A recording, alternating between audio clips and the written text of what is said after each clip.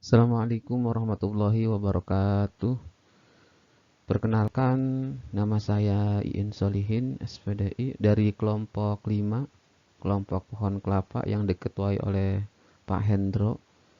Pada kesempatan yang berbahagia ini, sebagaimana yang diharuskan kepada seluruh peserta diklat bahwa di tugas ini kita harus membuat presentasi, dan presentasi yang saya ambil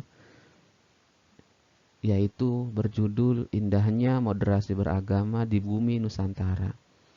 Judul ini sebagai interpretasi mata diklat yang sudah saya ikuti, yaitu moderasi beragama dalam kehidupan multikultural di Indonesia. Baiklah, tugas presentasi ini ada beberapa langkah yang saya lakukan. Pertama adalah menentukan isu narasi moderasi, di mana saya menentukan 4 poin untuk isu moderasi ini. Pertama, saya mengambil mata diklat sebagai acuan dasar garis besarnya, yaitu moderasi beragama dalam kehidupan multikultural di Indonesia. Yang kedua, kemudian saya ambil untuk garis besar judulnya, yaitu indahnya potret toleransi antar umat beragama yang terjadi di wilayah Kabupaten Gunung Kidul, Daerah Istimewa Yogyakarta. Yang kedua, setelah saya mengamati video tersebut, saya mengambil poin bahwa di video tersebut ada pengamanan dan kelancaran sholat Idul Fitri yang dibantu oleh pemuda-pemuda gereja. Begitupun sebaliknya, apabila di gereja ada kegiatan, maka akan dibantu oleh pemuda-pemuda Muslim. Yang keempat, karena kita harus mengkaitkan dengan materi yang kita ajarkan ke siswa, maka saya mengaitkan isu narasi tersebut dengan materi akhlak terpuji. Poinnya yaitu dengan sifat tasamuh kelas 8 semester genap jenjang MTS, di mana bisa kita ketahui kompetisi dasarnya. Yang pertama, kompetisi dasar 1, atau kalau dalam KI-nya ini adalah aspek spiritualnya, agar pembaca atau siswa atau yang melihat bisa menghayati sikap husnuzon, tawadu, tasamuh, dan ta'awun sesuai ketentuan Islam. Kemudian KD yang kedua, kalau KI-nya berarti ini adalah aspek sosial, berarti bagi yang melihat tayangan ini ataupun yang mendengarkan ataupun yang membaca bisa mengamalkan perilaku husnuzon, tawadu, tasamuh, dan ta'awun dalam kehidupan sehari-hari. Dan untuk ranah aspek pengetahuannya, KD-nya yaitu memahami pengertian, dalil, contoh, dan dampak positif dari sifat husnuzon, tawadu, tasamuh, dan ta'awun. Kemudian dari KD4 atau aspek keterampilan, yaitu mengkomunikasikan contoh penerapan perilaku husnuzon, tawadu, tasamu, dan ta'awun dalam kehidupan sehari-hari. Itu langkah yang pertama, menentukan isu narasi moderasi. Kemudian untuk langkah yang kedua, yaitu tahapan langkah untuk menyusun materi narasi moderasi tersebut. Pertama, saya mengumpulkan bahan materi terkait isu moderasi beragama dalam kehidupan multikultural di Indonesia. Kemudian yang kedua, tentu mencari video yang relevan dengan isu narasi tersebut. Yang ketiga, saya membuat PowerPoint, kemudian mengkolaborasikan materi dan video dalam satu file PowerPoint. Yang keempat, ketika saya sudah melakukan presentase PowerPoint tersebut, maka dilakukan uji kelayakan tentang materi tersebut. Apakah materi saya ini ketika saya ekspos ke media sosial sudah layak uji publik apa belum. Yang terakhir, ketika sudah dinyatakan uji publik, maka saya membuat PowerPoint yang sudah diuji publikkan ini ke dalam bentuk video untuk dipublikasikan ke media sosial saya. Itu tahapan langkah yang kedua. Kemudian tahapan langkah ketiga, di mana ini adalah tahapan isinya atau konten narasinya, di mana saya ada menitik beratkan, ada 4 poin yang saya titik beratkan, ada 5 poin. Mohon maaf, saya lima poin yang saya berikan. Poin pertama tentang judul. Saya ambil judulnya yaitu Indahnya Moderasi Beragama di Bumi Nusantara. Yang kedua tentang pengertian. Tentang pengertian moderasi beragama itu sendiri. Di mana saya ambil dari beberapa referensi dari buku-buku pelajaran dan juga referensi internet dan juga beberapa artikel bahwa pengertian dari moderasi beragama adalah cara beragama dengan jalan tengah.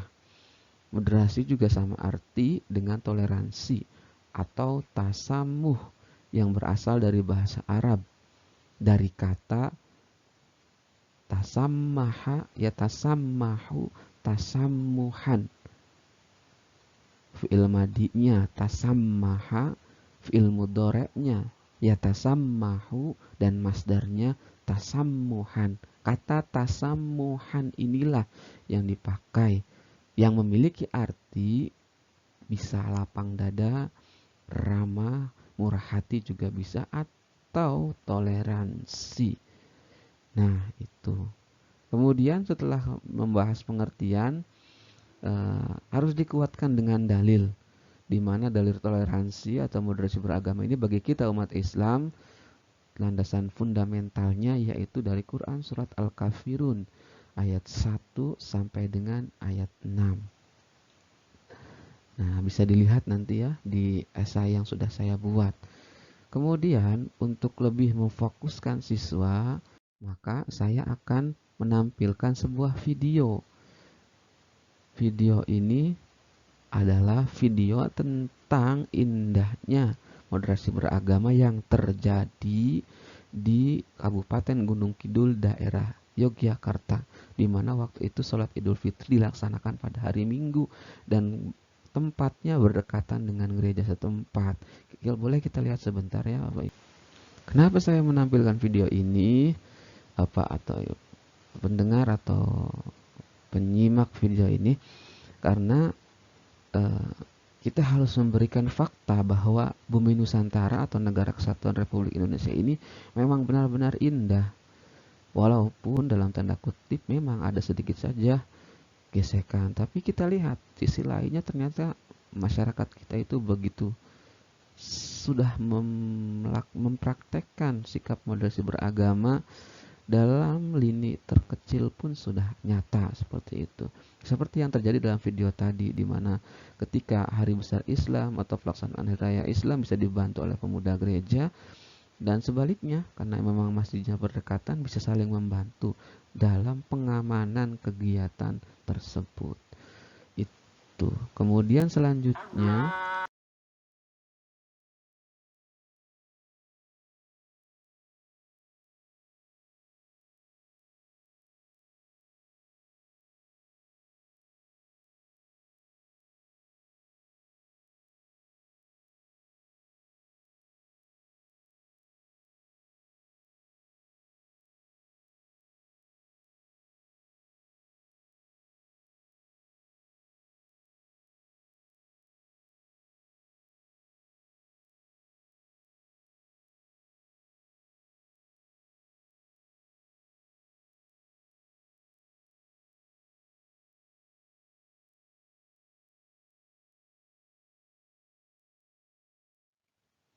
konten narasi setelah tadi menyimak pengertian, kemudian dalil dan juga difokuskan dalam video, maka kita menyimpulkan ada beberapa hikmah yang dapat kita ambil jika kita melaksanakan sikap moderasi beragama.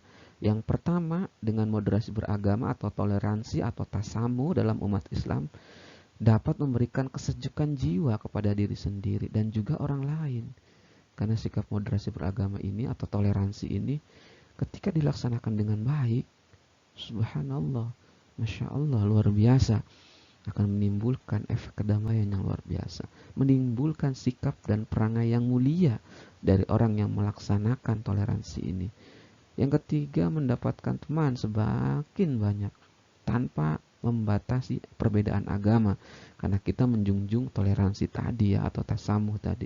Yang keempat, tentu timbul rasa tenang pada diri sendiri dan juga orang lain, karena tidak ada rasa curiga, Tidak ada rasa, wah ini akan bagaimana nih, dia beda agama, saya Islam, dia Nasrani, wah jangan-jangan ini mau ngambil keimanan saya. Tidak ada, semuanya akan menjadi tenang, timbul rasa tenang dalam diri masing-masing. Kemudian juga memudahkan penyelesaian persoalan yang nampak sulit bagi orang lain.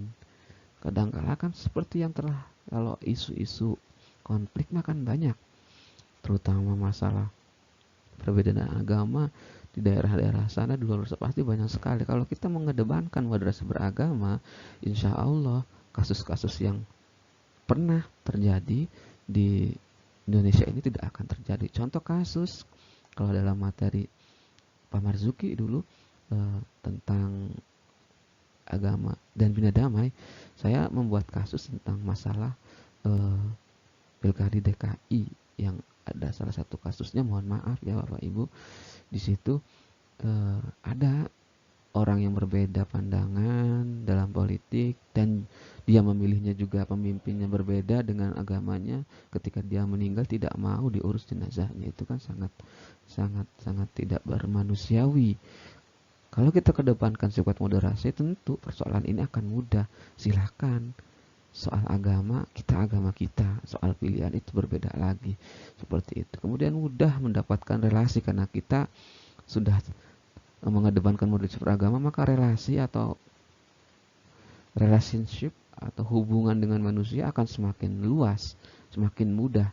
Kemudian jika mendapat kesulitan akan banyak orang yang menolong. Nah ini salah satu manfaatnya atau hikmahnya jika kita melaksanakan moderasi beragama, akan timbul manusia-manusia di negara ini yang saling tolong menolong tanpa memandang ras, agama, dan suku atau perbedaan lainnya. Kemudian jika melakukan kesalahan, banyak orang yang mau memahami karena kita mengedepankan sikap lapang dada dulu ya, tasamuh dulu. Itu hikmahnya. Kemudian ketika uji publik ini diratakan layak oleh Bapak penguji, maka saya punya beberapa media sosial, akan saya uploadkan di akun YouTube saya Insolihin Subang 91 channel, kemudian di akun Facebook saya Insolihin, dan juga di akun Instagram saya aang_solihin91.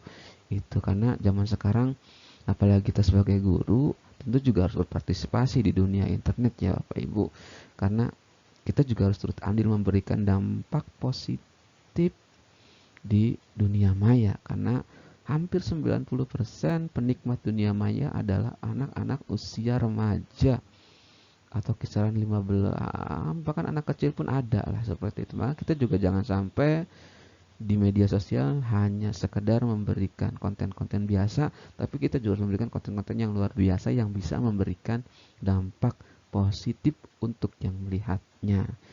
Langkah yang terakhir setelah saya menerangkan tadi, sebagai penutup atau kesimpulannya, saya ada sebuah syair yang berbunyi begini Bapak Ibu. Kalau mendung sudah di atas kepala, jangan larang hujan turun ke bumi. Kalau angin bertiup dengan kencangnya, jangan larang daun-daun berguguran. Kalau kita hidup dengan moderasi beragama, jangan larang hidup kita penuh cinta dan kedamaian untuk kerukunan bumi Nusantara tercinta. Ada pesan dari Kiai Haji Abdurrahman Wahid atau biasa yang disebut dengan Gus Dur seperti ini, Bapak Ibu. Tidak penting apapun agamamu atau sukumu, kalau kamu bisa melakukan sesuatu yang baik untuk semua orang, orang tidak akan tanya apa agamamu. Ini kata-kata Gus Dur. Mari kita resapi, mari kita laksanakan moderasi beragama di lingkungan kita, agar kerukunan umat antar agama, umat beragama terlaksana dengan baik. Umat beragama rukun, Indonesia sejahtera, Indonesia damai, dan Indonesia akan maju. Sekian presentasi dari saya. Mohon maaf apabila ada hal-hal yang tidak berkenan di hati. Assalamualaikum warahmatullahi wabarakatuh.